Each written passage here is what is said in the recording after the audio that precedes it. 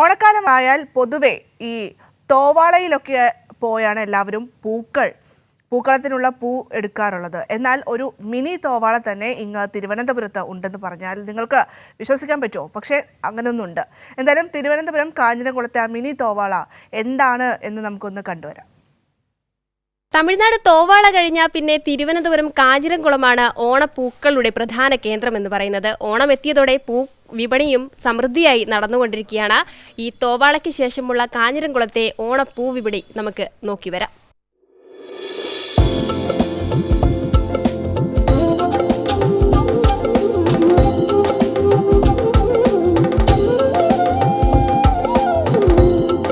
കഴിഞ്ഞ 3 വർഷമായിട്ട് ഇവിടെ നിന്ന് തന്നെയാണ്.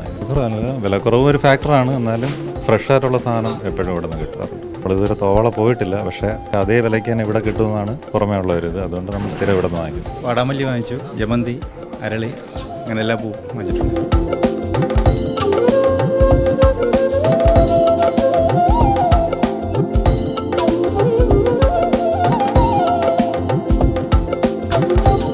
അമ്പാനൂരിൽ നിന്ന് വരുന്നതാണ്.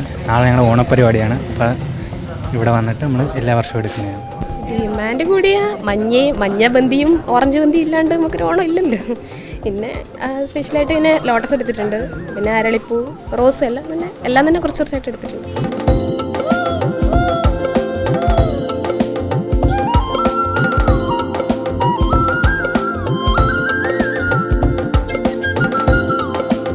ഞങ്ങൾ തോവാളയിൽ നിന്ന് കൊടുക്കുന്ന അതേ വിലയ്ക്ക് തന്നെ കൊടുക്കാം. ഞങ്ങൾ അതിനൊരു കാഞ്ഞിരംകുളത്തൊരു പ്രത്യേകത, തൂക്കം കറക്റ്റായിട്ട് കൊടുക്കും. സത്യസന്ധമായിട്ടാണ് കച്ചവടം ചെയ്യേണ്ടത്. പക്ഷേ എല്ലാ വർഷവും പോലെയാണ് നല്ല മെച്ചപ്പെട്ട കച്ചവടം തന്നെ.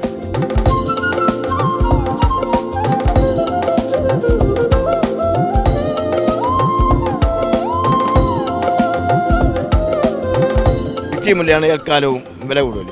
പിന്നെ അരളിപ്പൂ ഇപ്പം പലരും വാങ്ങണില്ലെന്ന് പറഞ്ഞാലും അരളിപ്പൂ ഇഷ്ടം പോലെ എല്ലാവരും വാങ്ങും. അതൊക്കെ ഈ ജമന്തി, വാടാമല്ലി, റോസ 4-5 ഐറ്റം ഉണ്ട്. പിന്നെ ഇപ്പം ആസ്റ്റ എന്ന് പറഞ്ഞൊരു പൂ ഇറങ്ങി. അപ്പോൾ ഇപ്പം പൊതുവെ നമുക്ക് ഈ വാടാമല്ലി കച്ചവടം കുറവാണ്. അപ്പം ബാക്കിയെല്ലാം നല്ല കച്ചവടം തന്നെ. ഇനി രാത്രിയൊക്കെ നല്ല ശരിക്കും ആളായിരിക്കും.